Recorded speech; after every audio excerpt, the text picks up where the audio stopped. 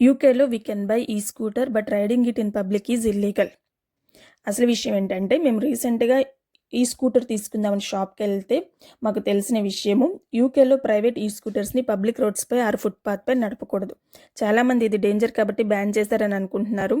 But actual reason is law in the UK private scooters are legally treated as motor vehicles.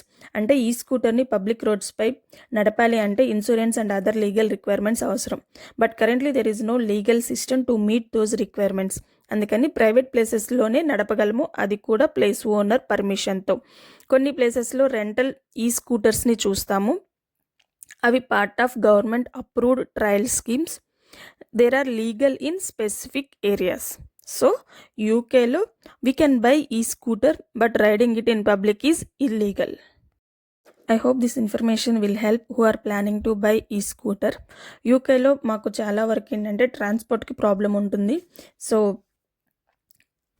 Mostly కార్లు కానీ ఇలా ఏదైనా alternatives చూసుకోవడానికి ఆలోచిస్తుంటారు.